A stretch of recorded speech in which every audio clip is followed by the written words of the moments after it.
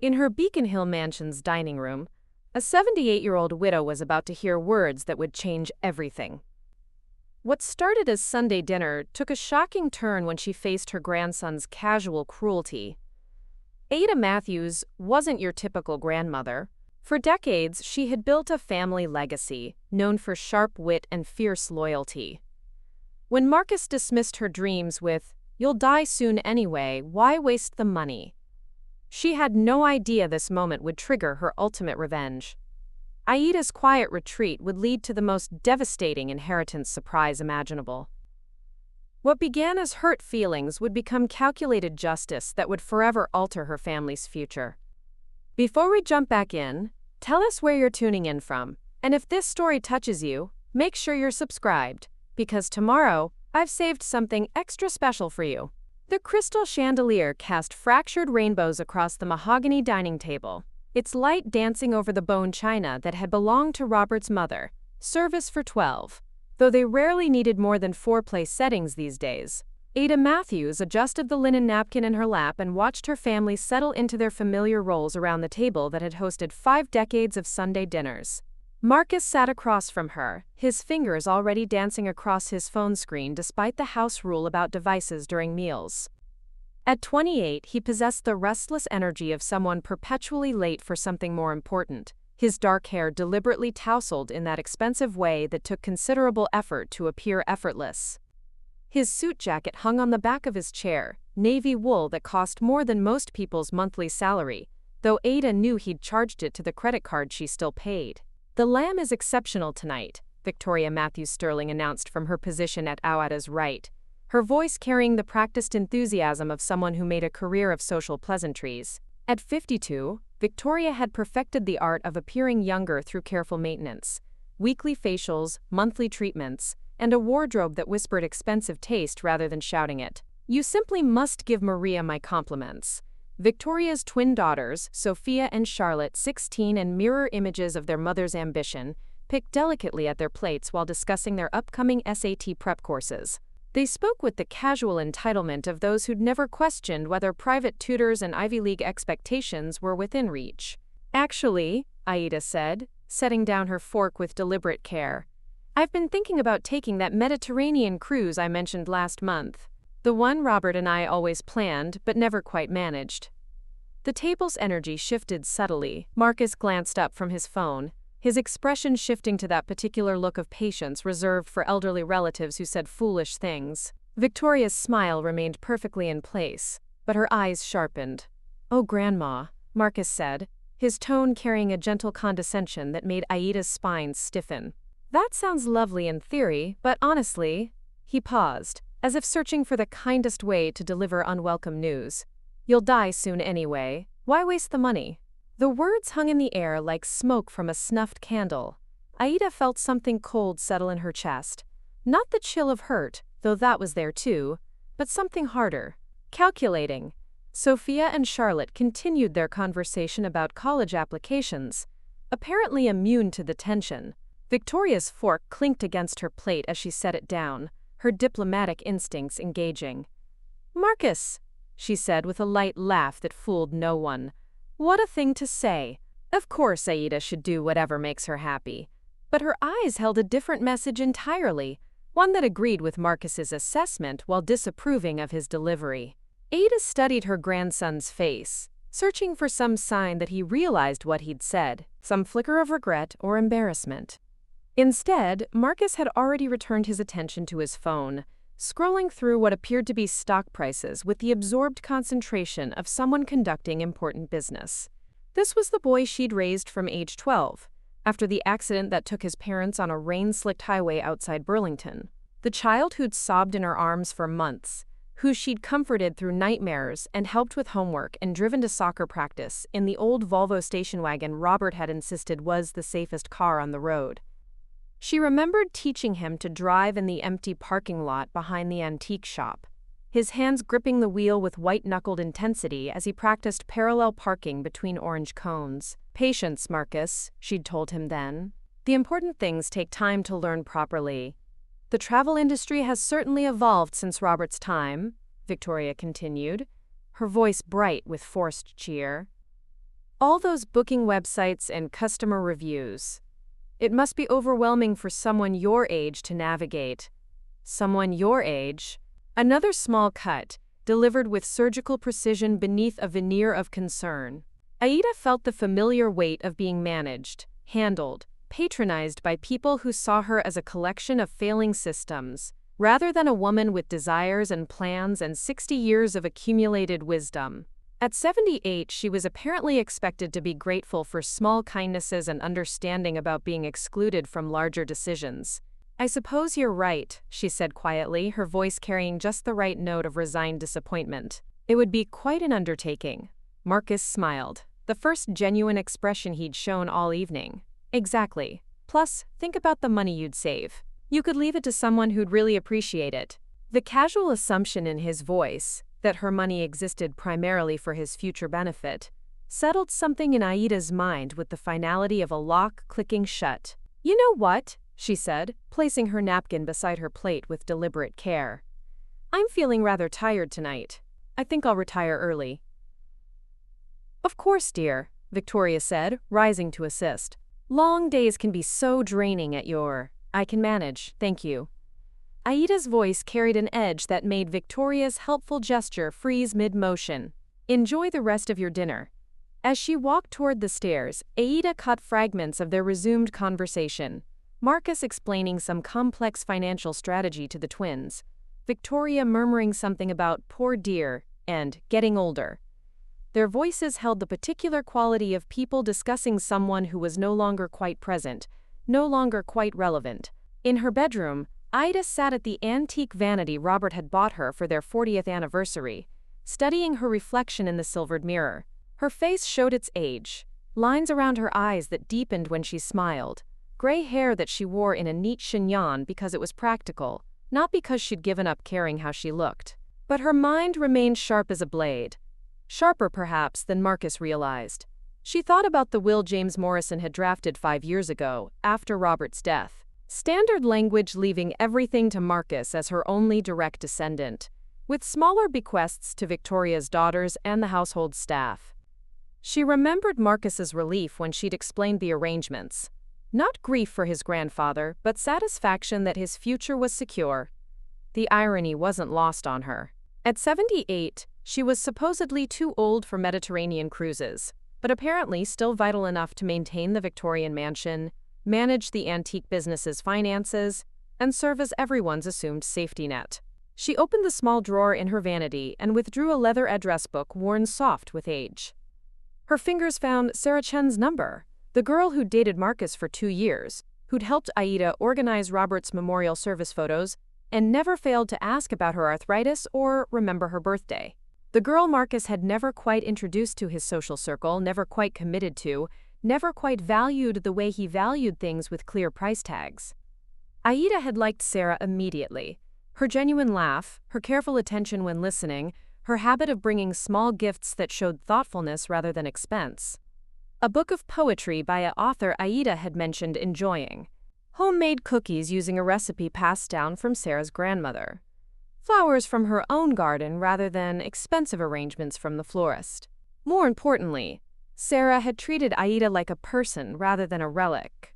She'd asked about Aida's own dreams and memories, had listened to stories about Robert's early antique hunting expeditions, with the attention of someone who found the past genuinely interesting rather than quaint. When Marcus and Sarah broke up 6 months ago, he'd been characteristically vague about the reasons. "Different life goals," he'd said. "She wouldn't have fit in with my career trajectory anyway."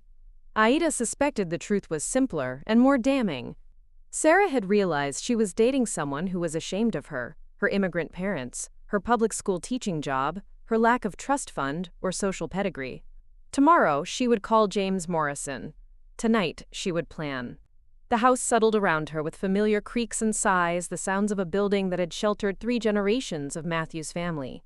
From downstairs came the murmur of continued dinner conversation, occasional laughter, the clink of silverware against china.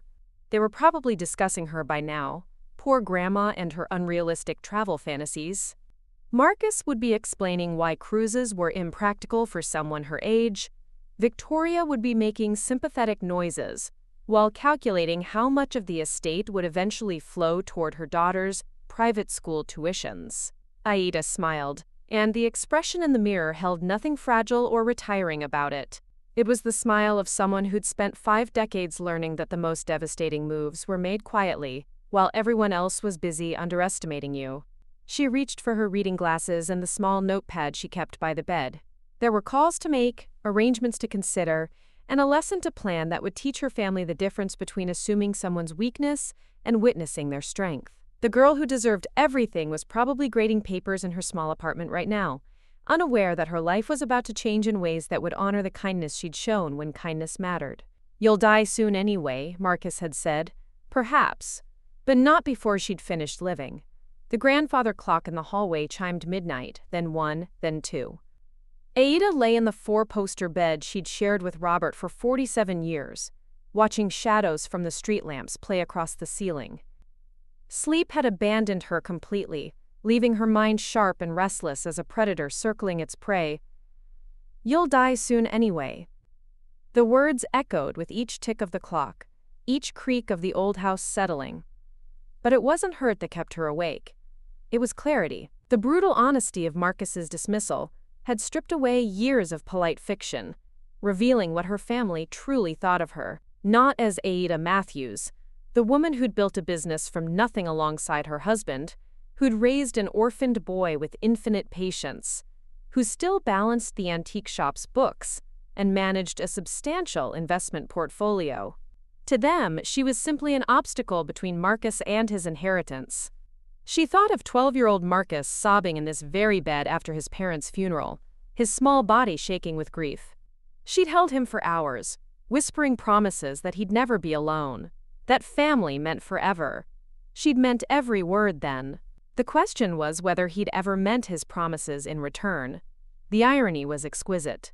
At 78, she was supposedly too frail for travel, too old for new experiences, too close to death to justify spending her own money. Yet she was still expected to maintain the household that sheltered them, to write the checks that funded Marcus's lifestyle, to play the role of grateful matriarch, thankful for their occasional attention.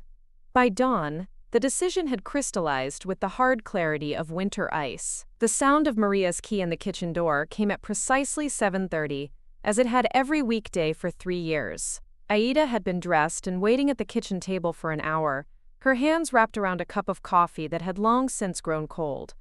"Buenos dias, Señora Matthews," Maria Santos called out, her voice carrying its usual warmth. The sound of her footsteps approached, quick, efficient, purposeful. Maria moved through life the way she moved through housework, with economy of motion and complete attention to detail. When she appeared in the kitchen doorway, Maria's dark eyes immediately registered that something was different. At 45, Maria possessed the kind of intuitive understanding that came from raising a teenage son alone while working multiple jobs.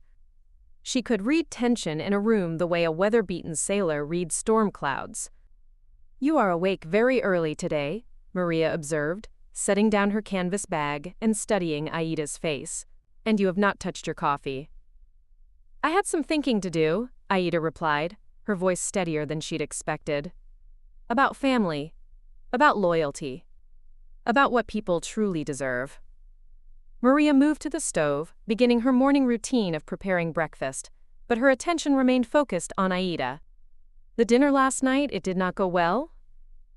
For 3 years, Maria had witnessed the family dynamics during her daily visits.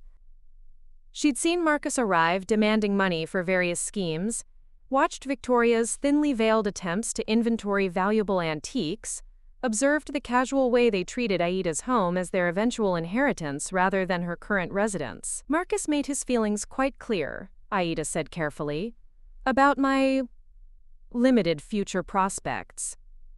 Maria's hands stilled on the egg she'd been cracking. "What did he say?" The question held a protective edge that warmed something in Aida's chest. Maria's fierce loyalty wasn't bought with salary or secured through obligation.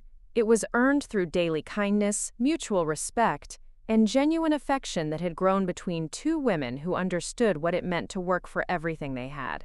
He suggested that since I'll die soon anyway, I shouldn't waste money on things like travel. Aida watched Maria's face carefully. He seemed quite confident about the timeline. The egg cracked with more force than necessary. Maria's voice, when she spoke, carried the controlled anger of someone who'd spent years watching wealthy people take their privileges for granted. "That boy," she said, her accent thickening slightly as emotion colored her words. "He forgets who raised him when his parents died, who paid for his education, his apartment, his car that costs more than my son's college tuition." "He hasn't forgotten," Aida said quietly. "He just considers it his due rather than my gift." Maria turned from the stove, her expression fierce. "What will you do?" The question held weight beyond its simple words. Maria was asking whether Aida would accept this treatment, retreat into the role of grateful dependent, or fight back against the assumption of her powerlessness. "I'm going to change my will," Aida said, the words steady and final. "All of it. The house, the business, the investments. Everything goes to someone who's earned it through kindness rather than assumed it through blood." Maria's eyes widened, but not with shock, with something closer to satisfaction. "Who?" "Sarah Chen, Marcus's ex-girlfriend." The silence that followed was profound. Maria set down the spatula and turned to face Aida fully, studying her face with the intensity of someone confirming that a decision was real, rather than emotional impulse. "The teacher," Maria said finally. "The one who brought you flowers from her garden. The one who helped organize Robert's memorial photos. Who asked about my arthritis. Who listened to my stories about the early days of the antique business as if they actually mattered." "She called last week," Maria added quietly, "to check on your health. She did not know about the breakup with Marcus." Aida felt another piece of her decision lock into place. Sarah's call had been genuine concern, not social obligation or calculated kindness. The girl truly cared about Aida's well-being, even after Marcus had discarded her. "This will cause great trouble in your family," Maria warned, though her tone suggested approval rather than discouragement. "Good," Aida replied with sharp satisfaction. "It's time they learned that respect isn't inherited, it's earned." Maria resumed cooking, but her movements held new energy, as if she was preparing for battle rather than breakfast. "How can I help?" The simple offer of alliance moved Aida more than she'd expected. Maria was offering to risk her job, her security, her comfortable routine to support Aida's decision. It was exactly the kind of loyalty that Marcus had never shown, despite receiving infinitely more. "I'll need discretion while I arrange the legal details. And I may need you to observe how the family behaves over the next few weeks. I want to be absolutely certain I'm making the right choice." "You are," Maria said with conviction. "That girl has a good heart. She will honor your memory properly." They worked in companionable silence for several minutes, Maria preparing breakfast while Aida planned her next moves. The kitchen filled with the familiar sounds of morning routine. Coffee percolating, bacon sizzling, toast browning. Normal sounds that belied the revolutionary change taking shape. "There is something else you should know," Maria said as she plated the eggs. "Last month, when Marcus came to ask for money for his business venture, I heard him on the phone in your study. He was telling someone that the house would be his soon enough, that you couldn't live much longer. Preparing and narrating this story took us a lot of time, so if you are enjoying it, subscribe to our channel. It means a lot to us." Now back to the story. The confirmation hit Aida like a physical blow, but also like vindication. Marcus hadn't simply spoken carelessly at dinner. He'd been planning for her death, calculating her remaining value to his future. "How long have you known?" Aida asked. "I suspected for months, but hearing him say it out loud," Maria shook her head. "You deserve better from the boy you raised." "Yes," Aida said simply, "I do. And I'm going to get it." As Maria served breakfast, Aida felt something she hadn't experienced in years, the thrill of taking control rather than accepting circumstances. For too long, she'd allowed her family to treat her like a placeholder in their plans, rather than the author of her own story. At 78, she was about to remind them that assumptions about powerlessness could be the most expensive mistakes of their lives. The woman they'd dismissed as a dying relic was about to teach them that some weapons were most effective when hidden in plain sight. "I'll need to call James Morrison today," Aida said, cutting into her eggs with renewed appetite. "And then I think I'll take that Mediterranean cruise after all. I suspect I'll need the time away to let this all settle." Maria's smile was fierce and proud. "Senora Matthews, you are going to surprise many people." "That," Aida replied with satisfaction, "is exactly the point." The morning light streamed through the kitchen windows, illuminating two women planning a revolution disguised as estate planning. Outside, Boston was waking up to another ordinary day, unaware that in a Victorian mansion on Beacon Hill, the most extraordinary lesson in family loyalty was about to begin. The brass nameplate on the mahogany door read, "Morrison and Associates, Attorneys at Law," in elegant script that spoke of old Boston money and older traditions.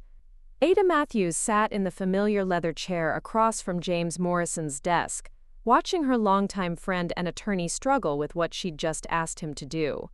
At 64, James possessed the kind of distinguished bearing that came from 4 decades of practicing law in one of Boston's most prestigious firms.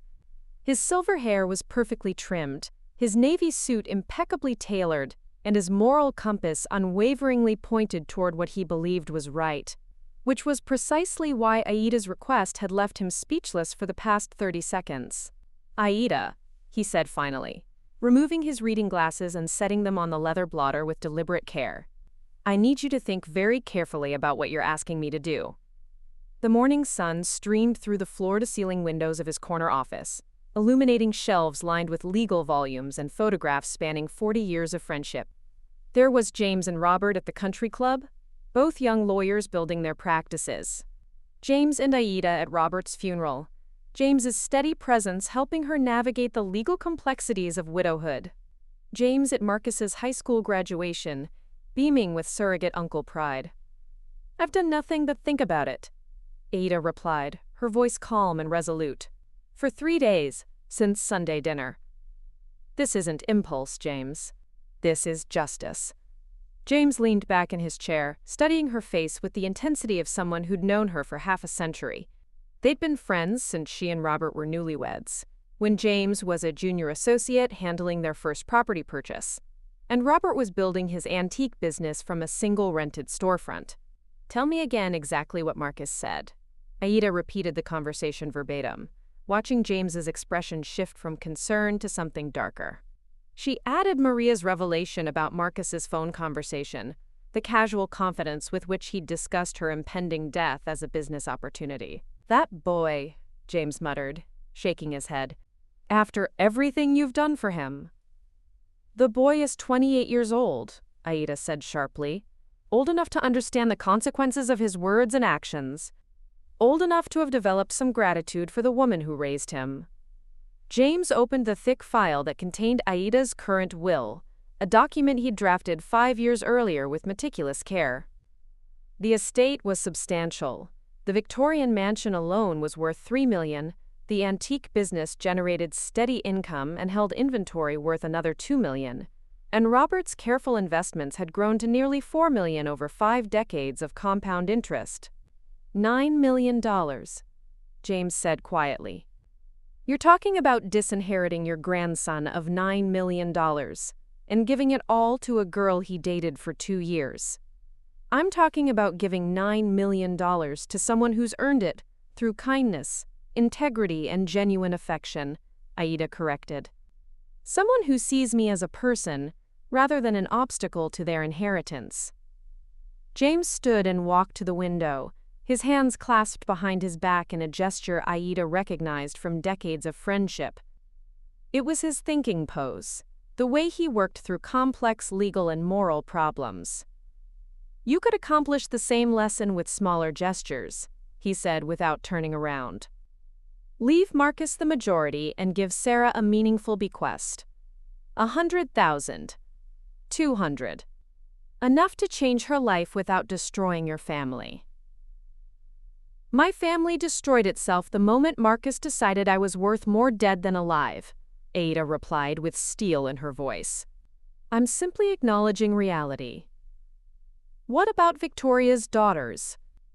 "They're innocent in this. They're 16 years old and already showing every sign of their mother's entitlement." Besides, Victoria has made it quite clear she considers my continued existence an inconvenience to their financial planning. James turned back to face her, his expression troubled. I've watched you raise that boy, Aida. I know how much you love him. Love and enabling are different things, she said quietly. I loved him enough to give him everything.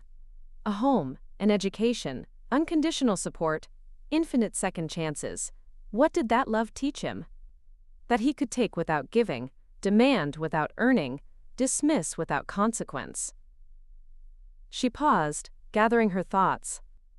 Maybe if I'd been stricter, if I'd demanded more gratitude, more effort, more basic human decency, he would have grown into a better man, but I didn't, and he didn't, and now we both have to live with the results.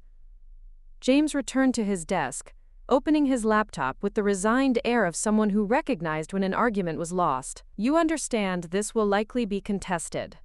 Victoria will claim undue influence, diminished capacity, anything her lawyers think might stick. Let her try, Aida said with satisfaction. I'm 78, not dead. My mind is sharp, my reasoning is sound, and my motivations are documented. Besides, you've known me for 50 years. You can testify to my mental competence. That's not the point, and you know it. The point is that this will tear your family apart permanently. There will be no coming back from this. Aida was quiet for a long moment, considering. Through the windows, she could see Boston Harbor in the distance, the water sparkling in the morning sun. She thought about the Mediterranean cruise she'd planned with Robert, the one they'd postponed year after year for more pressing concerns. Always waiting for the right time, the perfect moment, the ideal circumstances that never came. James, do you remember when we were all young? When you and Robert used to argue about everything, politics, business, whether the Red Sox would ever win another World Series? I remember. You disagreed constantly, but you respected each other. You listened to each other's opinions. You valued each other's friendship. You treated each other as equals, despite your differences. She leaned forward, her eyes intense. When was the last time Marcus listened to anything I said? When was the last time he asked my opinion about anything more significant than what to serve for dinner? When was the last time he treated me as if my thoughts and feelings and desires mattered? James was quiet, unable to argue with the truth of her observations. This isn't about money, James. It's about respect. It's about teaching him that relationships have value beyond their financial benefit. It's about showing him that love isn't unconditional. It requires nurturing, gratitude, and basic human decency to survive. And if he learns this lesson too late? If this destroys any chance of reconciliation, then he'll have learned the most important lesson of all, that actions have consequences, and some consequences are permanent. James stared at his computer screen for several minutes, the cursor blinking in the empty document. Finally, he began typing. I'll draft the new will, he said reluctantly, but I'm going to insist on a waiting period. 60 days. If you still feel the same way in 2 months, I'll file it. But I want you to use that time to observe your family, to make absolutely certain this is what you want. Fair enough, Aida agreed, though I suspect those 60 days will only confirm my decision. What about Sarah? Have you spoken to her about this? Not yet. I want to reconnect with her first, to make sure she's still the person I remember. The person who deserves this gift. James saved the document and closed the laptop. You know I care about you, Aida. You know I want what's best for you. That's why I have to ask. Are you sure this is about justice and not revenge? The question hung in the air between them, weighted with 50 years of friendship and trust. Aida considered it carefully, examining her motivations with the kind of brutal honesty that came with age and experience. Maybe it's both, she said finally. Maybe justice and revenge aren't always mutually exclusive. Maybe sometimes the people we love need to face consequences for their actions, especially when those actions reveal who they really are underneath all our hopes and excuses. She stood to leave, gathering her purse and coat with the deliberate movements of someone who'd made a decision and intended to see it through. Marcus thinks I'm dying soon anyway, she said, her hand on the door handle. He may be right about the timeline, though not for the reasons he expects. But before I go, I want to ensure that my legacy goes to someone who will honor it properly. Someone who understands that wealth is a responsibility, not just a privilege. James watched her prepare to leave, his expression troubled but resigned. 60 days, Aida. Use them wisely. I intend to, she replied. I intend to use them to remember why I made this decision in the first place. As the elevator descended toward the lobby, Aida felt the same sense of purposeful calm that had carried her through Robert's illness, through the challenges of raising an orphaned grandson, through 5 decades of building a life worth leaving behind. She was 78 years old, but she wasn't finished living, and she certainly wasn't finished teaching lessons to people who thought her age made her powerless. The afternoon stretched ahead of her, full of possibilities. She had phone calls to make, relationships to rebuild, and a future to plan that would honor the values she and Robert had spent a lifetime defending. Marcus thought her remaining time was worthless. She was about to prove him spectacularly wrong. The 60-day waiting period James had insisted upon became Aida's opportunity for what she privately termed reconnaissance. She approached the task with the methodical precision of a researcher gathering evidence, watching her family with new eyes, while simultaneously investigating the life of the young woman who might inherit everything they assumed was theirs. Marcus arrived on Thursday afternoon without calling first, a habit that had once seemed charmingly spontaneous but now struck Aida as presumptuous. She watched from the library window as he parked his Tesla in the circular driveway, noting how he left it carelessly angled across 2 spaces, as if the entire estate existed for his convenience. "Grandma," he called out as he entered through the front door, his voice carrying the artificial cheer of someone who wanted something. "Hope you don't mind me dropping by." Aida marked her place in the biography she'd been reading and walked to the foyer, studying Marcus's appearance with clinical detachment.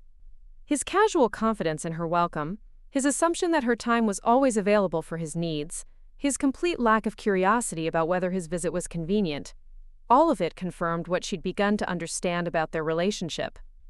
"Of course not, dear," she replied, her voice warm with the grandmotherly affection she'd perfected over 16 years. "To what do I owe the pleasure?" Marcus shifted slightly, his enthusiasm dimming as he prepared to make his request. "Well, actually, I was wondering if you might consider letting me sell a few pieces from the collection. Nothing major, just some of the smaller antiques that Grandpa bought in the early days." The casual dismissal of Robert's life's work as smaller antiques sent a chill through Aida's chest. These weren't random purchases. They were carefully chosen pieces that represented Robert's developing expertise, his growing confidence as a dealer, his transition from amateur enthusiast to respected professional. "Which pieces were you thinking of?" she asked carefully. Marcus brightened, interpreting her question as interest rather than investigation. "The Edwardian jewelry collection. Maybe some of the Art Deco pieces. James could handle the legal stuff, and I know a guy who specializes in estate sales. We could probably get 40–50,000 for the lot." "We?" As if the decision had already been made, as if her consent was merely a formality to be managed, rather than a choice to be respected. "What do you need the money for?" Aida asked. "New investment opportunity. Cryptocurrency startup that's about to explode. Ground floor opportunity, but I need to move fast." His eyes held the fevered excitement of someone chasing easy money, the same look he'd had at 25 when he'd asked for capital to invest in what turned out to be a pyramid scheme. "Have you considered getting a loan? Or perhaps finding investors who aren't your grandmother?" Marcus's smile faltered slightly. "Come on, Grandma. You know how banks are about crypto. Too conservative, too old-fashioned. They don't understand emerging markets like we do." "We." Again, the assumption of shared interest, shared values, shared responsibility for his financial decisions. "I'll consider it," Aida said finally. "Give me some time to think about which pieces Robert would have wanted to see sold." "Thanks, Grandma. You're the best." Marcus kissed her cheek with the perfunctory affection of someone checking off a social obligation. "I'll call you next week to work out the details." After he left, Aida sat in Robert's study, surrounded by the carefully cataloged collection Marcus wanted to liquidate for cryptocurrency speculation. Each piece told a story, not just of historical significance, but of Robert's growing expertise, Their shared adventures hunting for treasures in dusty shops and estate sales, the slow building of something meaningful and lasting. She opened her laptop and began her research into Sarah Chen's current life, starting with the social media accounts that painted a picture of quiet dignity and genuine purpose. Sarah's Instagram showed her classroom, bright with student artwork, bulletin boards covered with encouraging messages, displays of projects that clearly represented more investment than any public school budget typically allowed. The photos told a story of someone stretching every dollar, supplementing inadequate funding with personal resources. Art supplies purchased with her own money. After-school programs she ran without additional compensation. Field trips to museums funded through bake sales and craft fairs she organized herself. One post particularly caught Aida's attention. A photo of Sarah's students displaying self-portraits they'd painted, each face beaming with pride. The caption read, "When you don't have enough money for proper canvases, you get creative. Pizza boxes and house paint work just as well for teaching color theory, and the kids don't know the difference. Art finds a way." The contrast with Marcus's casual request for $50,000 for cryptocurrency speculation was stark and damning. Aida's phone rang, interrupting her research. Sarah's name appeared on the caller ID, and Aida felt a flutter of something between anticipation and guilt. The young woman had no idea she was potentially inheriting a fortune. Her call was simply genuine concern for an elderly friend. "Mrs. Matthews? I hope I'm not calling at a bad time." "Not at all, dear. How lovely to hear from you." "I was just thinking about you, wondering how you've been feeling. I know the weather changes can be hard on arthritis, and it's been so damp lately." The simple kindness in Sarah's voice, remembering Aida's arthritis, caring about her comfort, calling without agenda or expectation, stood in sharp contrast to Marcus's transactional visit. "That's very thoughtful of you, Sarah. I'm managing well, though I appreciate you asking." Aida paused, then added carefully, "How are things with you? Teaching keeping you busy?" "Always," Sarah laughed, and Aida could hear genuine joy beneath the exhaustion. "We're preparing for our spring art show. The kids are so excited. Some of them have never had their work displayed before. I'm trying to frame everything properly, make it feel special for them." "That sounds wonderful. Are you getting support from the school for materials?" A slight pause. "Some. The school does what it can, but budgets are tight everywhere. I've gotten pretty good at creative solutions." Aida thought of the Instagram post, of pizza box canvases and house paint substituting for proper art supplies. She thought of Marcus's Tesla, his cryptocurrency schemes, his casual assumption that $50,000 was a reasonable request for speculation. "Sarah, I was thinking, would you like to have coffee sometime? I've been feeling rather isolated lately, and I always enjoyed our conversations." "I would love that, Mrs. Matthews. Truly. When would work for you?" They arranged to meet the following afternoon at a cafe near the Museum of Fine Arts, and after hanging up, Aida returned to her research with renewed purpose. She found articles about underfunded arts programs, budget cuts affecting creative education, teachers spending their own money to provide basic supplies for students. She found Sarah's teaching credentials, summa cum laude from Mass College of Art, a master's degree in art education earned while working full-time, glowing recommendations from supervisors praising her dedication and innovation. She found mention of a small scholarship Sarah had established for low-income students to attend summer art programs, funded entirely from her modest teacher's salary. Victoria arrived on Saturday morning, ostensibly to check on Aida's well-being but actually to conduct her own reconnaissance mission. Aida watched her sister-in-law move through the house with calculating eyes, pausing to examine specific pieces as if mentally cataloging their value. "You seem different lately," Victoria observed over tea in the sunroom. "More energetic." "It's wonderful to see." "I've been doing some thinking about the future," Aida replied carefully. "About legacy and what really matters." Victoria's smile sharpened. "Oh, anything specific?" "Just general reflections on mortality and meaning. The kind of thoughts that come with age and experience." "Well, you shouldn't worry yourself with such heavy matters. That's what family is for, to handle the difficult decisions when the time comes." The casual assumption that Aida would eventually need others to make her decisions rankled, but she maintained her pleasant expression. "How thoughtful of you to be concerned." "Of course. We're family. We look out for each other." Victoria's eyes swept the room again, lingering on a particular Ming vase. "Have you given any more thought to updating your estate planning? James mentioned you might be considering some changes." So Victoria had been talking to James, fishing for information about Aida's intentions. The knowledge that her family was actively monitoring her legal decisions, while publicly treating her as increasingly irrelevant, confirmed everything she'd suspected about their motivations. "Nothing definitive yet," Aida said with deliberate vagueness. "Just exploring options." After Victoria left, Aida sat in her garden, surrounded by the roses Robert had planted for their 40th anniversary.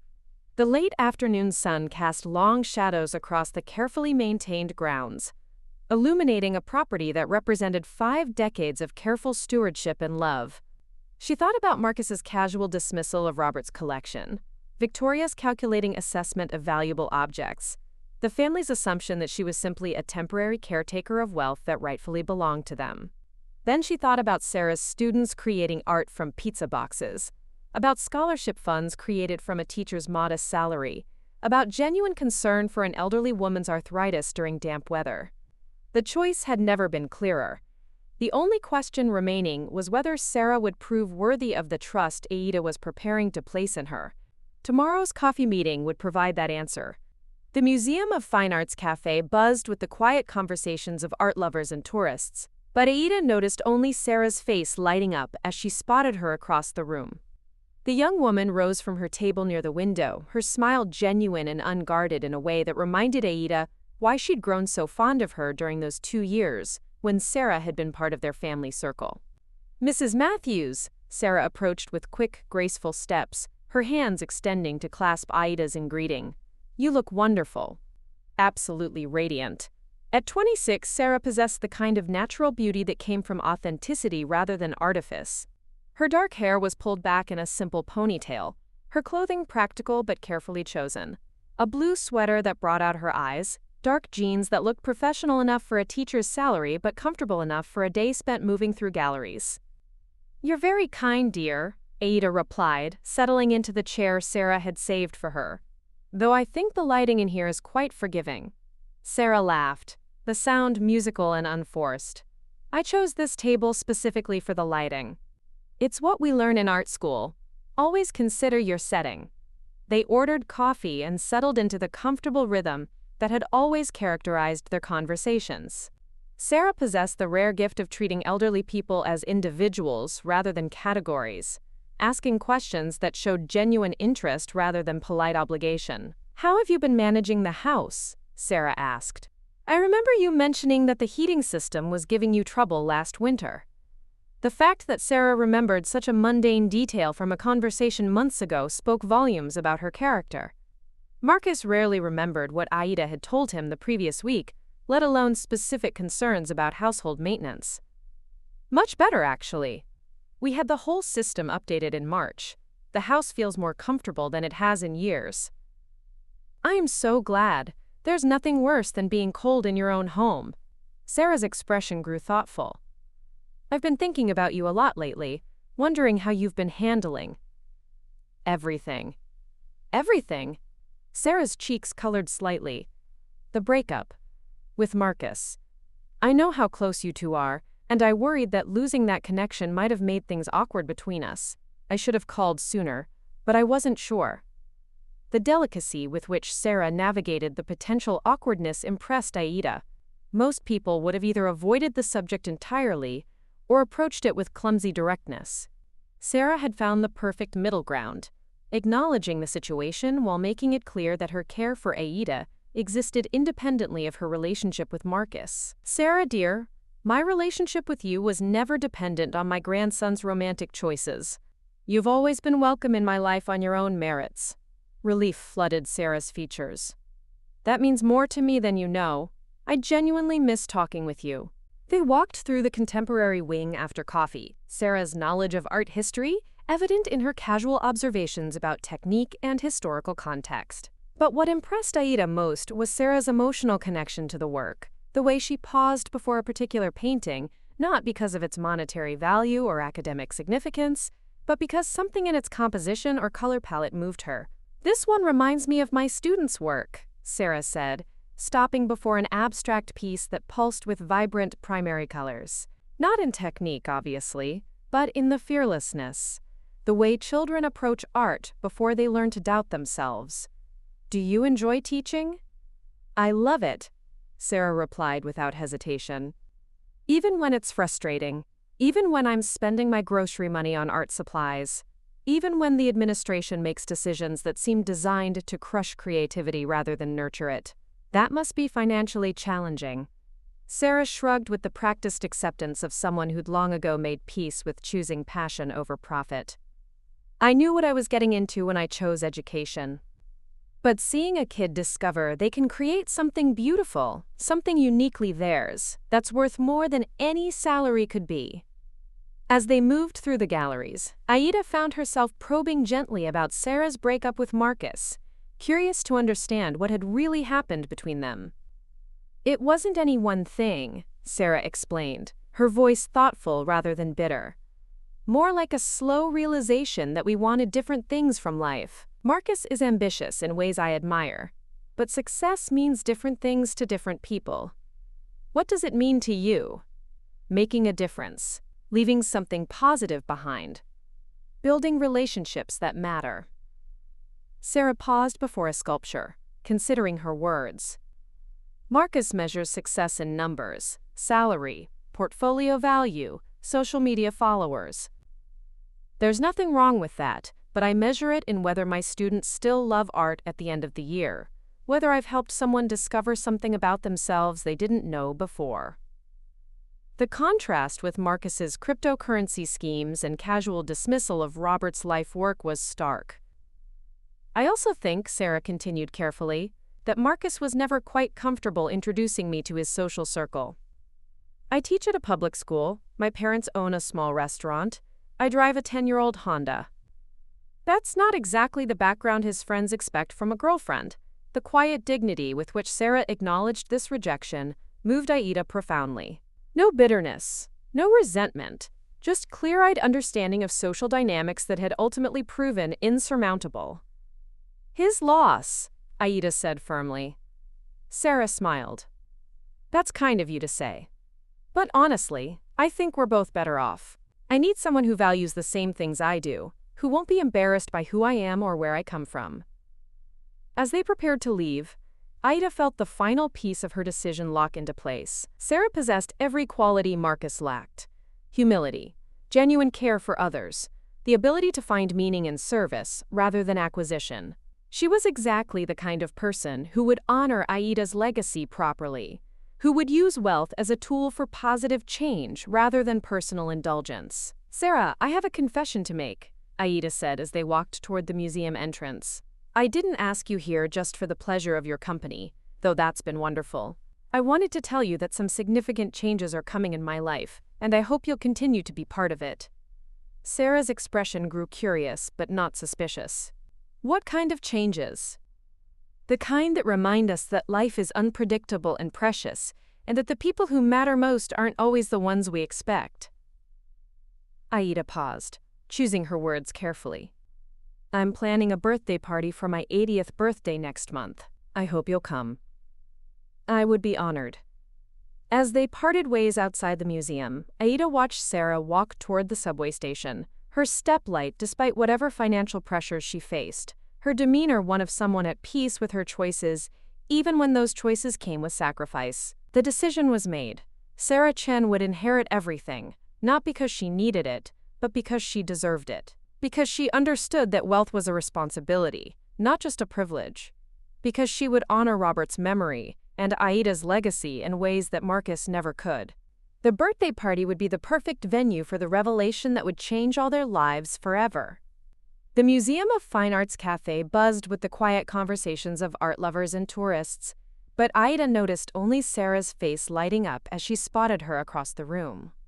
The young woman rose from her table near the window, her smile genuine and unguarded, in a way that reminded Aida why she'd grown so fond of her during those 2 years, when Sarah had been part of their family circle. "Mrs. Matthews!" Sarah approached with quick, graceful steps, her hands extending to clasp Aida's in greeting. "You look wonderful!" Absolutely radiant. At 26, Sarah possessed the kind of natural beauty that came from authenticity rather than artifice. Her dark hair was pulled back in a simple ponytail, her clothing practical but carefully chosen. A blue sweater that brought out her eyes, dark jeans that looked professional enough for a teacher's salary but comfortable enough for a day spent moving through galleries. "You're very kind, dear," Aida replied, settling into the chair Sarah had saved for her. "Though I think the lighting in here is quite forgiving." Sarah laughed, the sound musical and unforced. "I chose this table specifically for the lighting. It's what we learn in art school. Always consider your setting." They ordered coffee and settled into the comfortable rhythm that had always characterized their conversations. Sarah possessed the rare gift of treating elderly people as individuals rather than categories, asking questions that showed genuine interest rather than polite obligation. "How have you been managing the house?" Sarah asked. "I remember you mentioning that the heating system was giving you trouble last winter." The fact that Sarah remembered such a mundane detail from a conversation months ago spoke volumes about her character. Marcus rarely remembered what Aida had told him the previous week, let alone specific concerns about household maintenance. "Much better, actually. We had the whole system updated in March. The house feels more comfortable than it has in years." "I'm so glad. There's nothing worse than being cold in your own home." Sarah's expression grew thoughtful. "I've been thinking about you a lot lately, wondering how you've been handling everything." "Everything?" Sarah's cheeks colored slightly. "The breakup. With Marcus. I know how close you two are, and I worried that losing that connection might have made things awkward between us. I should have called sooner, but I wasn't sure." The delicacy with which Sarah navigated the potential awkwardness impressed Aida. Most people would have either avoided the subject entirely or approached it with clumsy directness. Sarah had found the perfect middle ground, acknowledging the situation while making it clear that her care for Aida existed independently of her relationship with Marcus. "Sarah, dear, my relationship with you was never dependent on my grandson's romantic choices. You've always been welcome in my life on your own merits." Relief flooded Sarah's features. "That means more to me than you know. I genuinely miss talking with you." They walked through the contemporary wing after coffee, Sarah's knowledge of art history evident in her casual observations about technique and historical context. But what impressed Aida most was Sarah's emotional connection to the work.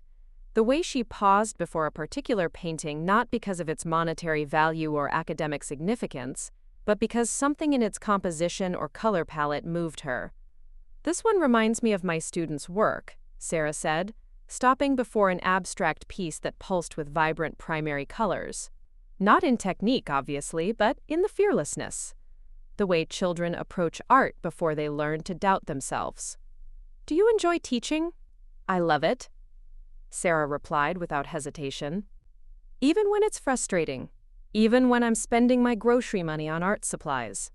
Even when the administration makes decisions that seem designed to crush creativity rather than nurture it."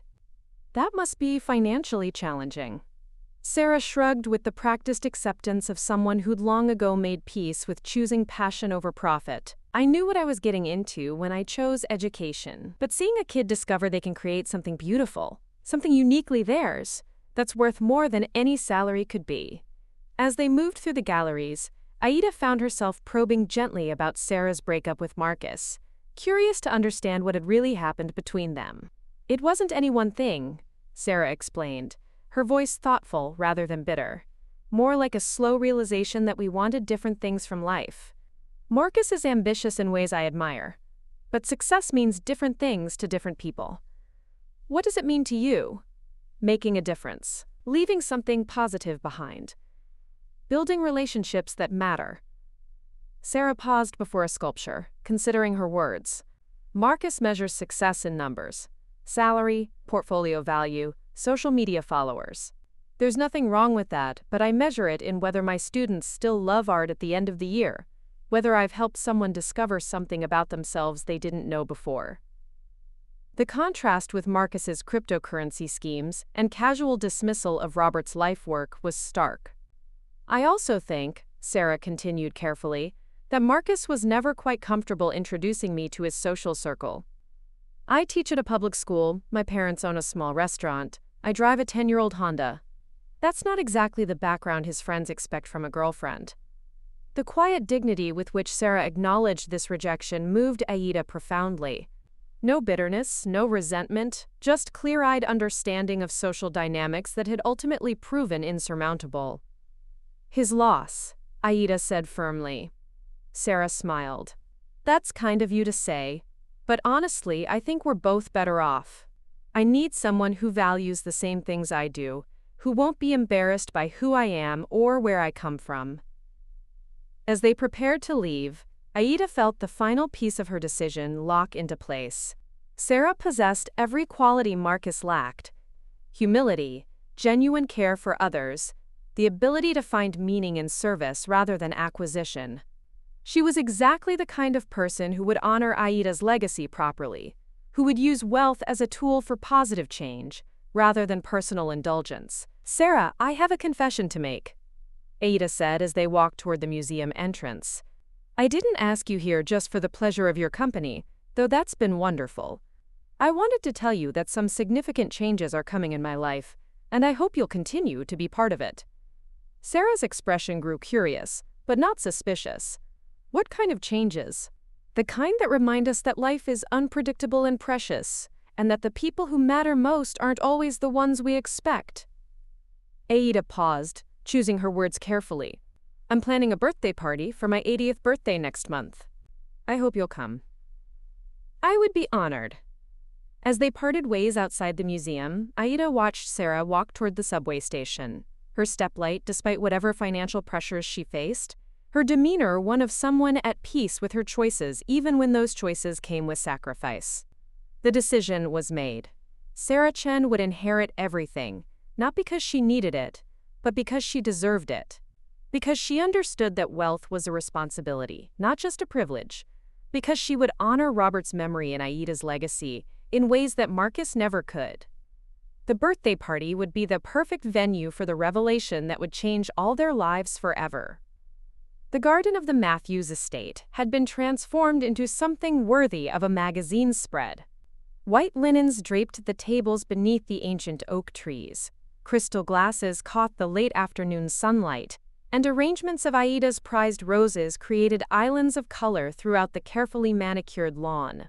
The scene looked exactly like what it was, a celebration befitting 80 years of a life well lived. Aida stood at the French doors leading to the terrace, watching her guests arrive with the detached satisfaction of a theater director observing opening night. Everything was proceeding according to her carefully orchestrated plan. Marcus had arrived first, dressed in his most expensive suit, and wearing the expression of someone prepared to charm elderly relatives and their potentially influential friends. He moved through the gathering with practiced ease, shaking hands and making conversation with the kind of calculated warmth that suggested he viewed every interaction as a networking opportunity. Victoria followed closely behind, her social radar fully engaged as she assessed the guest list for its potential value to her daughter's future prospects. She wore navy silk that whispered money without shouting it, her jewelry carefully chosen to suggest prosperity without vulgarity. Quite a turnout, grandmother, Marcus said, approaching Aida with a champagne flute and his most charming smile. You certainly know how to throw a party. Your grandfather always said that significant milestones deserved proper acknowledgement, Aida replied, accepting the glass while observing how Marcus's eyes swept the crowd, cataloging faces and calculating connections. James Morrison stood near the bar, his expression that of a man watching a disaster he was powerless to prevent. Their eyes met across the garden, and he raised his glass in a toast that looked more like a salute to someone heading into battle. Sarah arrived precisely at 4:30, looking lovely in a simple green dress that complemented her dark hair and nervous energy. Aida watched Marcus's face register surprise and something that might have been annoyance at seeing his ex-girlfriend among the guests. "Mrs. Matthews," Sarah said, approaching with a small wrapped gift and genuine warmth. "Thank you so much for including me. The garden is absolutely magical." "You look beautiful, dear," Aida replied, embracing Sarah with the affection of someone greeting a beloved daughter. "I'm so glad you could come." Marcus appeared at Aida's elbow, his social mask firmly in place despite the tension in his shoulders. "Sarah, what a surprise to see you here." "Marcus." Sarah's greeting was polite, but cool. "You look well." The awkwardness between them was palpable, drawing Victoria's attention like a shark scenting blood in the water. She glided over with the predatory grace of someone who specialized in exploiting uncomfortable social situations. "Sarah, how delightful," Victoria said, her smile sharp enough to cut glass. "I had no idea you and Aida maintained such a close relationship after things changed." The emphasis on changed was designed to remind everyone present that Sarah was an outsider, someone whose invitation represented either poor judgment or charitable pity. But Sarah held her ground with quiet dignity, refusing to be intimidated by Victoria's subtle aggression. As the afternoon progressed, Aida mingled with her guests, accepting birthday wishes and compliments on the party, while mentally preparing for the moment that would transform celebration into revelation. She'd planned the timing carefully, late enough for everyone to be relaxed, early enough for the sunlight to remain dramatic. At 5:15, she moved to the small platform Maria had arranged near the garden's center, tapping her champagne glass with a silver knife to gather attention. The conversations gradually died as guests turned toward their hostess, faces expectant and smiling. "My dear friends and family," Aida began, her voice carrying clearly across the garden. "Thank you all for joining me in celebrating 80 years of what I consider to have been a remarkably blessed life." Polite applause rippled through the crowd. Marcus beamed with the satisfied expression of someone who enjoyed being associated with well-executed social events. "As we reach certain milestones, we're naturally inclined toward reflection," Aida continued, her tone growing more serious. "We think about legacy, about the values we've tried to uphold, about the people who've truly mattered in our lives." She paused, letting her gaze sweep across the assembled faces, some genuinely fond, others politely attentive, a few calculating what her words might mean for their own futures. "Recently, I've had cause to examine very carefully what I value most: kindness over entitlement, genuine care over performed concern, earned love over assumed loyalty." Victoria's smile began to falter, as she sensed something dangerous in Aida's tone. Marcus continued to look pleasantly expectant, apparently oblivious to the undercurrents his aunt was beginning to detect. "These reflections have led me to make some significant decisions about my estate," Aida said, her voice gaining strength. "Decisions that I believe Robert would have supported wholeheartedly." Now she had everyone's complete attention.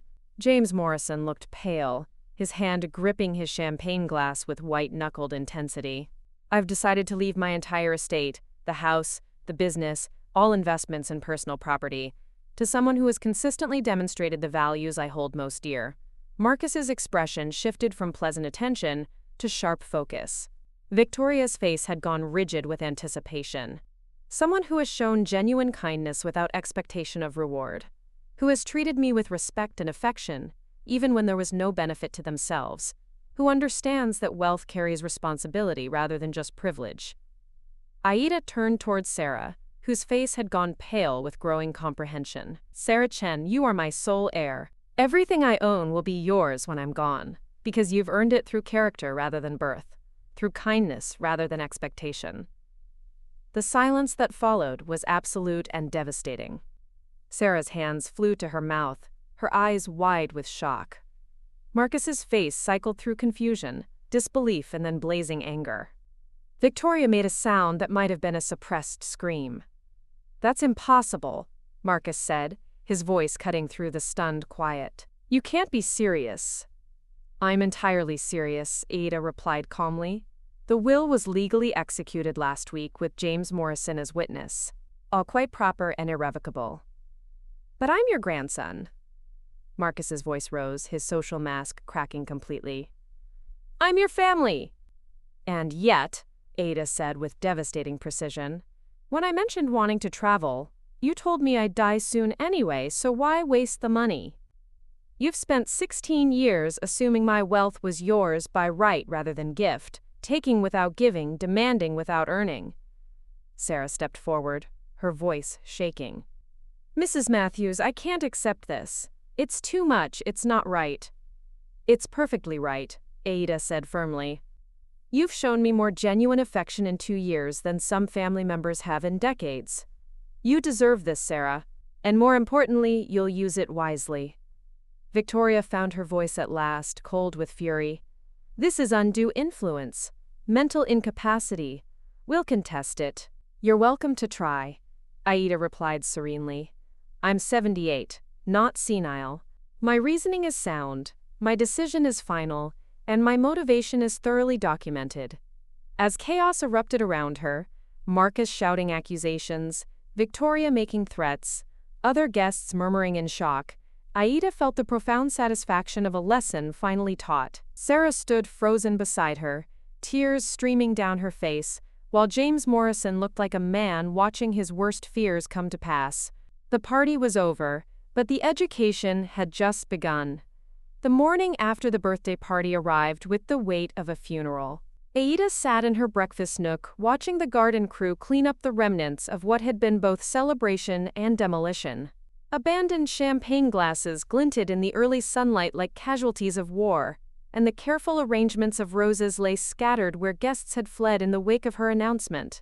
Maria moved through the kitchen with unusual quietness, her normally cheerful humming replaced by the subdued efficiency of someone navigating the aftermath of explosion.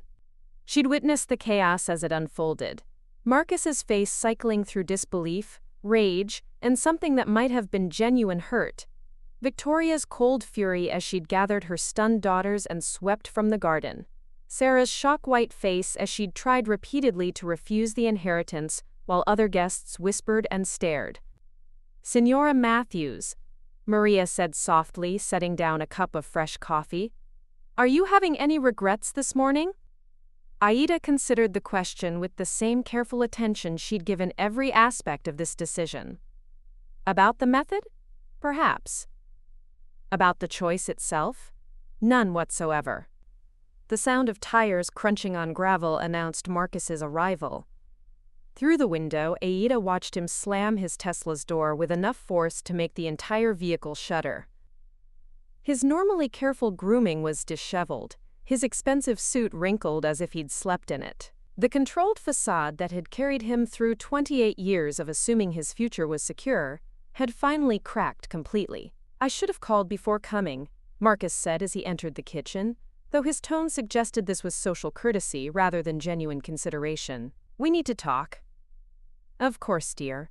Aida's voice carried the same warmth she'd used throughout his childhood, the maternal tone that had once comforted nightmares and celebrated achievements. Would you like coffee? I don't want coffee. Marcus's words came out sharper than intended, and he visibly struggled to modulate his tone. I want to understand how you could do this to me. To us. To family. Maria quietly excused herself, but not before shooting Aida a look that conveyed both support and willingness to intervene if necessary. The kitchen fell silent except for the grandfather clock's measured ticking and the distant sound of gardeners working to restore order outside.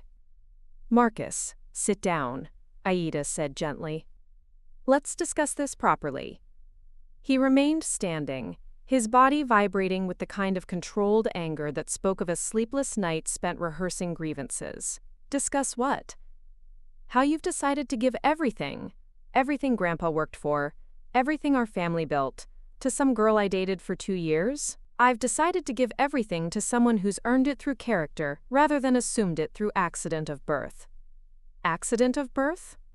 Marcus's voice cracked slightly. Is that what I am to you? An accident?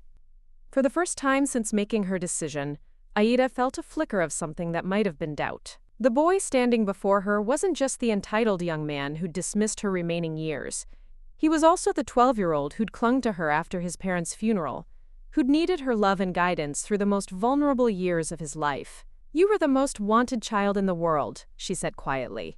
Your parents planned for you, prayed for you, loved you beyond measure. And when they died, Robert and I considered raising you the greatest privilege of our lives. Marcus's anger faltered momentarily, confusion flickering across his features. Then how can you do this to me? Because loving you meant teaching you that love has to be reciprocated to survive. That respect has to be earned to have meaning. That family isn't just about blood. It's about how we treat each other, how we value each other, how we show care and consideration. She stood and moved to the window, gazing out at the garden where Sarah had stood the previous evening. Tears streaming down her face, as she'd tried to refuse a gift she didn't feel she deserved. Marcus, when was the last time you asked about my health, my feelings, my dreams or plans or concerns? When was the last time you visited without wanting something? Money, connections, approval for some scheme that would benefit only you. Marcus started, then stopped, his mouth working soundlessly as he searched for examples that wouldn't come. When was the last time you thanked me for anything? For raising you after your parents died? For paying your way through college? For covering your credit card bills and car payments and apartment rent for the past 6 years? Each question landed like a physical blow, stripping away the defensive arguments he'd prepared, and exposing the uncomfortable truth beneath. I assumed you knew I was grateful, he said finally, his voice smaller than it had been moments before. Assumption isn't gratitude, Marcus. Assumption is taking for granted. And taking for granted is what you've done with me, with our relationship, with everything I've provided. But I love you, Grandma? The words came out desperate, childlike in their need for validation. I know you do, Aida replied, and for the first time that morning her voice held genuine sadness. But love without respect, without consideration, without gratitude, that's not the kind of love that builds lasting relationships. That's the kind of love that takes and takes until there's nothing left to give. Marcus sank into the chair across from her, his head in his hands. So that's it? 28 years of being family, and you're just done with me? I'm not done with you, but I am done enabling behavior that's turned you into someone I barely recognize. The Marcus first raised would never have told his grandmother that she'd die soon anyway, so why waste money on her dreams? The reminder of his cruel words hit Marcus like a slap. His face flushed with what might have been shame, or simply embarrassment at having his cruelty quoted back to him. I didn't mean it like that. How did you mean it then? A long silence stretched between them, filled only by the sound of Marcus's labored breathing and the distant noise of garden cleanup. When he finally spoke, his voice was barely audible. I meant it like your time was limited, so we should be practical about resources. Resources. Aida repeated the word with careful precision. Is that what I am to you? A resource to be managed? No, of course not. Because that's what you made me feel like. A problem to be solved, an expense to be minimized, an inconvenience to be managed, until I had the courtesy to die and leave you my money. Marcus looked up at her with red-rimmed eyes. I never thought of it that way. No, Aida agreed sadly. You never thought about it at all. That's precisely the problem. The kitchen fell silent again, but this time the quiet held weight. The heaviness of realization, of consequences finally arriving after years of thoughtless assumption. What can I do? Marcus asked finally. How can I fix this? Aida studied her grandson's face, searching for genuine remorse beneath the panic of financial loss. What she saw was more complex than either. A young man beginning to understand that his actions had hurt someone he genuinely cared about, mixed with the desperate calculation of someone trying to salvage a situation that had spiraled beyond his control. I don't know if you can, she said honestly. This isn't about money, Marcus. It's about the kind of person you've become, and whether you're capable of changing into the kind of person who deserves what you've always assumed was yours. The will? Is it really final?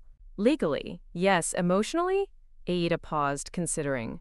That remains to be seen. Marcus left 20 minutes later, his departure quieter than his arrival but somehow more ominous.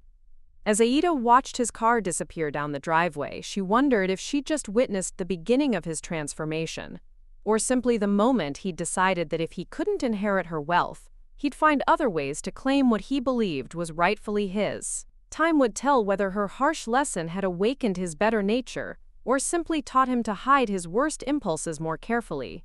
3 weeks after the birthday party revelation, Sarah Chen sat across from her father in the back booth of Golden Dragon Restaurant, surrounded by the familiar sounds of clinking chopsticks and rapid-fire Mandarin.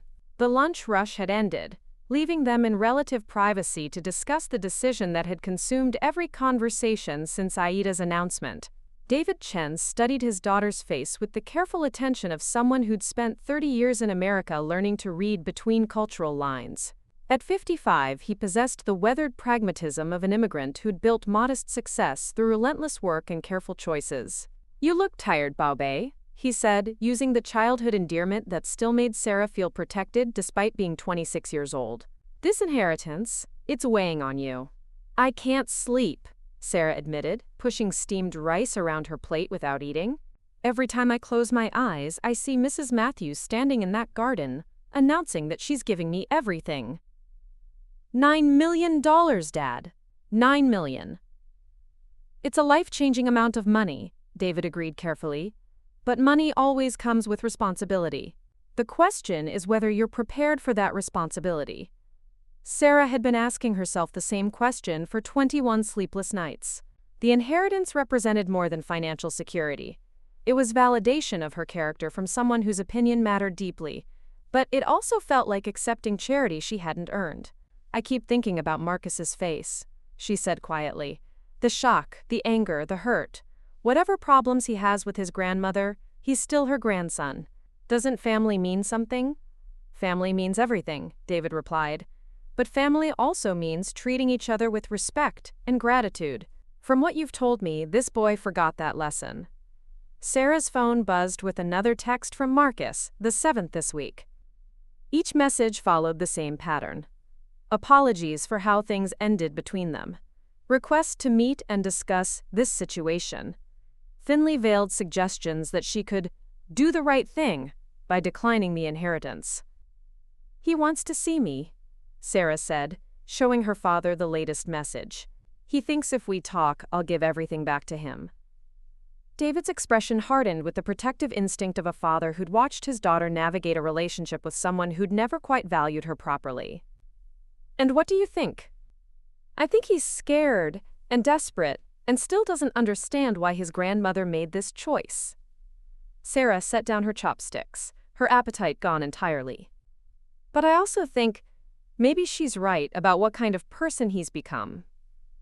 The restaurant's front door chimed, and James Morrison entered with the slightly bewildered air of someone unaccustomed to hole-in-the-wall ethnic restaurants. Sarah had asked him to meet her here specifically because she wanted this conversation to happen on neutral ground, away from the legal formality of his office. "Miss Chen," James said, sliding into the booth beside David after polite introductions. "Thank you for agreeing to meet. I know this situation has been overwhelming." "Mr. Morrison, I need to understand something," Sarah said without preamble. "Is Mrs. Matthews legally and mentally competent to make this decision?" James's answer came without hesitation. "Absolutely. Ida is as sharp as anyone half her age." This decision was made after careful consideration, with full understanding of its implications. But surely there are grounds for the family to contest. "Victoria Matthews Sterling certainly thinks so," James interrupted with grim satisfaction. "She's already contacted 3 different law firms, trying to find someone willing to challenge the will on grounds of diminished capacity or undue influence. And each firm has declined to take the case. Aida's mental competence is unquestionable. She had independent legal counsel, namely me, and there's no evidence of coercion or manipulation. The will is ironclad." Sarah felt simultaneously relieved and terrified. The inheritance was real, legal, and apparently permanent whether she wanted it or not. "There's something else you should know," James continued. "Yesterday, Aida had what appears to have been a minor heart episode. Nothing serious. Maria found her feeling dizzy and short of breath, and the doctors say it was likely stress-related. But it reminded all of us that she's 78 years old, and this family drama isn't good for her health. The news hit Sarah like a physical blow. Is she all right? Can I see her? She's fine, resting at home under Maria's watchful care. And yes, she specifically asked me to tell you that you're welcome anytime. In fact, she's hoping you'll visit soon to discuss practical matters. How you want to handle the transition, what your plans are for the estate. David had remained silent throughout this exchange, but now he leaned forward with the directness that had served him well in business negotiations. Mr. Morrison, speak honestly. Do you think Sarah should accept this inheritance? James was quiet for a long moment, considering not just the legal implications but the human ones. I think Aida Matthews is one of the finest people I've ever known, and her judgment about character has proven accurate over 50 years of friendship. If she believes Sarah deserves this legacy, then Sarah probably does. But? Sarah prompted, sensing hesitation. But $9 million changes everything. Your relationships, your responsibilities, other people's expectations of you. You need to be prepared for that reality. Sarah thought about her students, about the art supplies she bought with her own grocery money, about the small scholarship fund she'd established from her teacher's salary. She thought about the foundation she could create with this inheritance, the programs she could fund, the difference she could make. I want to accept, she said finally, the words feeling both terrifying and right. But with conditions.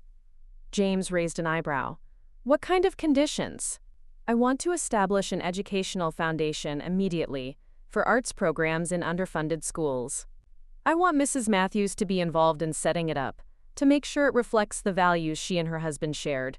And I want to keep teaching, at least for now. The money should enhance what I'm already doing, not replace it. David's smile was proud and warm. That sounds like my daughter, always thinking about how to help others before herself. There's one more thing, Sarah added, her voice growing stronger with conviction. I want to visit Mrs. Matthews tomorrow. Not to discuss money or legal details, but to make sure she knows that whatever happens with the family situation, I care about her as a person, not as a benefactor. James nodded approvingly. I think that's exactly what she needs to hear. As they prepared to leave, Sarah felt something settle in her chest. Not peace exactly, but purpose. The inheritance wasn't just about money. It was about honoring the values of someone who'd seen worth in her when others hadn't. It was about proving that kindness and integrity could be rewarded, that wealth could be a tool for good rather than just personal comfort. Marcus would have to find his own way to reconciliation with his grandmother. Sarah's job now was to be worthy of the trust that had been placed in her, and to help Aida understand that her dramatic lesson in family values had found exactly the right recipient. The weight of $9 million was enormous, but the weight of living up to Aida Matthews's faith in her character was even greater. Sarah was determined to prove equal to both challenges. 6 months after the birthday party that changed everything, Aida Matthews stood in the ballroom of Boston's Museum of Fine Arts, watching Sarah Chen address a crowd of educators, philanthropists, and art enthusiasts gathered for the inaugural gala of the Matthews Chen Foundation for Arts Education. The Mediterranean cruise had worked wonders for Aida's health and perspective. 3 weeks of ocean air, Italian art museums, and distance from family drama had restored both her physical vitality and her confidence in the choices she'd made. Sarah looked radiant at the podium, her voice clear and passionate, as she spoke about the Foundation's mission to bring quality arts education to underfunded schools across New England. She wore a simple black dress that whispered elegance rather than shouting wealth, her manner confident but humble, as she acknowledged the teachers and administrators who made their programs possible. Art isn't a luxury, Sarah was saying, her eyes finding Aida's in the crowd. It's a necessity that teaches children to see beauty, to express themselves, to understand that their perspectives matter. When we fund arts education, we're not just buying supplies. We're investing in young people's ability to imagine better futures for themselves and their communities. The applause was genuine and sustained, but Aida found herself watching the other faces in the crowd with equal interest. James Morrison beamed with grandfatherly pride, having thrown himself into the Foundation's legal establishment with enthusiasm that had surprised everyone. Maria Santos, elegant in a dress Aida had insisted on buying her, dabbed at her eyes with a handkerchief as she watched the young woman she'd helped nurture step into her new role. Most surprisingly, Marcus stood near the back of the room, his expression thoughtful rather than resentful as he listened to Sarah's speech. The past 6 months had changed him in ways that were subtle but unmistakable. His clothing less aggressively expensive, his manner more subdued, his focus shifted from networking opportunities to genuine attention. After that devastating morning conversation in Aida's kitchen, Marcus had disappeared for 2 weeks. When he returned, it was with an announcement that had shocked everyone. He'd taken a job with a nonprofit technology company that developed educational software for underprivileged schools. The pay was a fraction of his previous corporate salary, but the work was meaningful in ways his cryptocurrency ventures had never been. "I needed to understand what it felt like to earn something instead of expecting it," he'd told Aida during one of their careful, rebuilding conversations. To contribute instead of just taking. The change hadn't been immediate or easy. There had been setbacks, moments of the old entitlement surfacing, difficult conversations about respect and gratitude that left both of them emotionally drained. But gradually, something genuine had begun to emerge. Not the effortless affection of Marcus's childhood, but the harder-won connection between two adults who'd hurt each other and were learning to forgive. Victoria, predictably, had handled the situation differently. After her legal challenges failed, she'd retreated into icy politeness that barely concealed her fury. She attended family gatherings when absolutely necessary, spoke to Aida with formal courtesy, and made it clear she considered the inheritance decision a betrayal that would never be forgiven or forgotten. Her daughters, now 17 and preparing for college applications, seemed torn between their mother's bitterness and their growing understanding that their great-aunt's choice had been based on principles rather than spite. As Sarah concluded her speech and the crowd moved toward the reception, Aida found herself approached by David Chen, who looked distinguished in his carefully pressed suit but still slightly overwhelmed by the formal surroundings. "Mrs. Matthews," he said, offering a slight bow that reminded Aida of the old-world courtesy that had shaped his generation. "I wanted to thank you again for what you've done for my daughter." "I should be thanking you," Aida replied warmly. "You raised an extraordinary young woman. The value she learned from you made this decision easy." David's smile was proud but concerned. "She works too hard. Even with all this money, she still teaches full-time, still spends her own salary on student supplies, still acts like she has to prove she deserves what you've given her." "Good," Aida said firmly. "The moment she stops feeling that responsibility is the moment she'll become like the people I chose not to reward." As the evening progressed, Aida found herself in conversation with teachers who spoke passionately about the foundation's impact. Art programs that had been cut due to budget constraints were being restored. Students who'd never had access to quality supplies were creating work that revealed hidden talents. The ripple effects of her decision were spreading far beyond her family's drama, touching lives she'd never meet in ways she'd never fully know. Marcus appeared at her elbow during a quiet moment, holding 2 glasses of champagne and wearing an expression she hadn't seen since his childhood, genuine nervousness about her approval. "Grandma, could we talk for a minute?" They found a quiet corner near one of the museum's permanent installations, a sculpture that caught the light from the chandeliers and cast interesting shadows on the wall. "I wanted you to know," Marcus said carefully, "that I understand now why you made the choice you did. It wasn't about punishing me. It was about teaching me something I desperately needed to learn." Aida studied her grandson's face, searching for the calculated charm that had once characterized all his interactions with her. Instead, she saw something that looked like genuine humility, mixed with hard-won self-awareness. And what was that lesson? That love without respect is just manipulation. That family means more than shared DNA. It means shared values, mutual care, genuine gratitude for what we give each other. He paused, choosing his words carefully. "I spent 16 years taking your love for granted, assuming it was unconditional no matter how poorly I treated you. You taught me that even the strongest love has limits, and that those limits exist for good reasons. Marcus, I'm not asking you to change the will," he said quickly. "Sarah deserves everything you've given her. She's become the kind of person I should have been all along. But I wanted you to know that I'm trying to become worthy of being your grandson again, not because of inheritance, but because I love you, and I want that love to mean something." For the first time in months, Aida felt tears threaten. This was the Marcus she'd hoped to raise, thoughtful, humble, focused on connection, rather than acquisition. The journey to reach this point had been painful for both of them, but perhaps necessary. "You already are worthy," she said softly. "You always were. You just needed to remember that worth comes from who you are, not what you expect to inherit." As the gala wound down and guests began to leave, Aida found herself surrounded by the people who mattered most. Sarah glowing with the satisfaction of a successful launch, Maria beaming with vicarious pride, James satisfied with legal work that served genuine purpose, Marcus looking more at peace than she'd seen him in years, and David Chen quietly proud of his daughter's grace under extraordinary circumstances. The Matthews family fortune would continue, but in hands that would honor its responsibility rather than simply enjoy its privileges.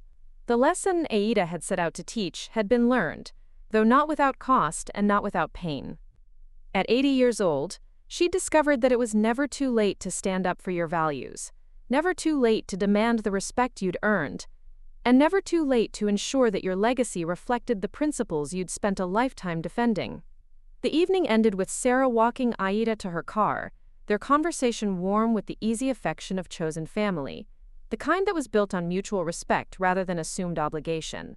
"Thank you," Sarah said simply as they reached the car, "for everything. For seeing something in me worth rewarding, for trusting me with this responsibility, for teaching me what real family looks like." "Thank you," Aida replied, "for proving that kindness and integrity still matter in this world. For honoring Robert's memory and my values. For becoming exactly who I hoped you would be." As Aida's car pulled away from the museum, she felt the deep satisfaction of a life well lived and lessons well taught. The inheritance had been about more than money. It had been about demonstrating that respect, gratitude, and genuine love were the only currencies that truly mattered in the end. Up next, you've got 2 more standout stories right on your screen. If this one hit the mark, you won't want to pass these up. Just click and check them out. And don't forget to subscribe and turn on the notification bell so you don't miss any upload from us. Quote,